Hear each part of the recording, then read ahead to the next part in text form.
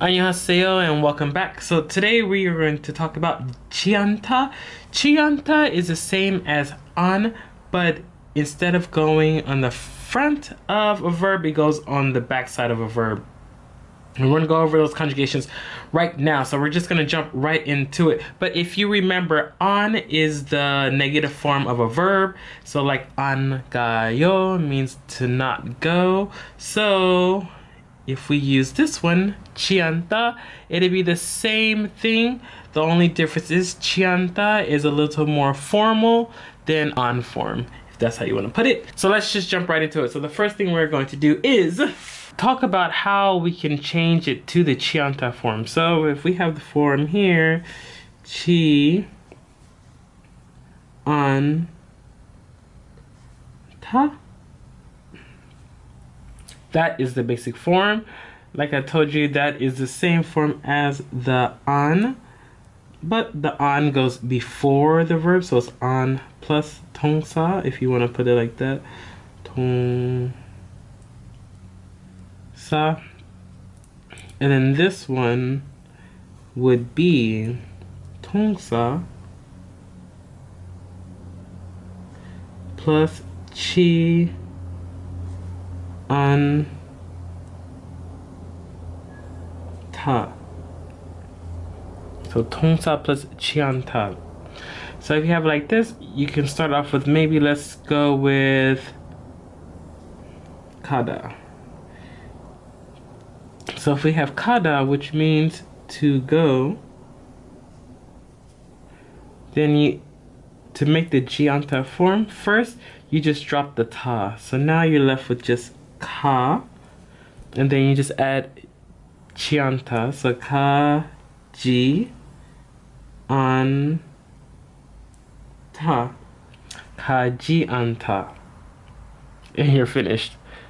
As you can tell, it's actually very simple, and it would be the same thing as an kata. I want to say the on form is obviously a lot simpler, as you can tell, because you just add the on form to it and you don't have to worry about conjugating the back of verb, because this one, it'd be an gayo, but this would be kaji ana yo. So it's just a little bit different, but this one be a little politer and this one be a little bit more casual. We could try to do one more. Let's go with like poda to see. Poda. So poda goes to hoji an ta. And that would be the same as an poda. And that is basically it. So today, I want to say it's not going to be that difficult. That's pretty much it. The only thing we have to do now is just learn how to conjugate it. So we have a few sentences that they have in a book. So I'll go over at least like the first two, and then I'll show you the book. We have number 1. Shin Moon No An Bwa Yo. If you notice, they give it to you first in the form that we did before, which was an poda. So an boyo, shin munul, an boyo, shin munul, an boyo. And then now we have to just change it to the new form that we're learning today, which would be shin munul po ji ana yo. Poji ana yo. 신문을 보지 않아요. 신문을 보지 않아요. And that's it. Let's try one more. So if we have the second one, they have 커피를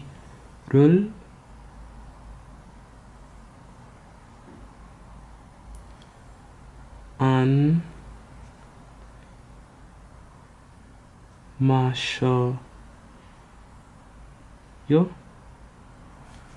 And then now they want us to change it into the other form.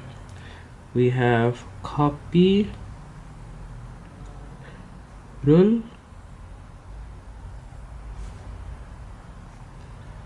마시지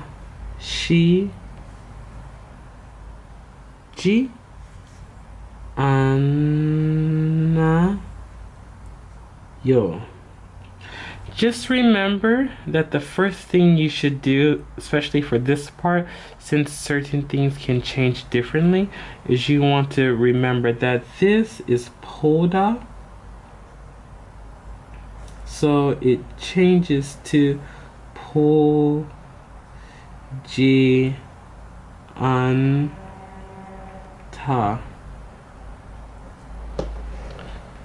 So it changes to right here to 보지 않다. So you can see 보지 않다. That's what it changes to. If you notice right here, we have like 봐요. So some people like seeing this, they probably put like 봐지, but remember that that's not the basic form. The basic form is 보다. The basic forms are always in like a ta ending, so 보다. And then this one right here, we have 마시다. So this would be 마시다, and that turns to 마시지 않다.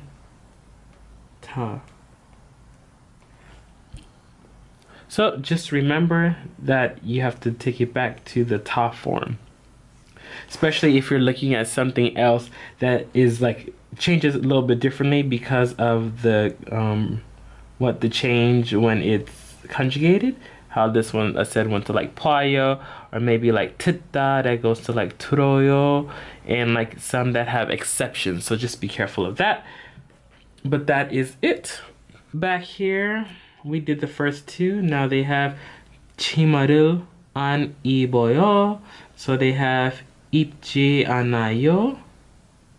Then you have 운동을 안 좋아해요. 운동을 좋아하지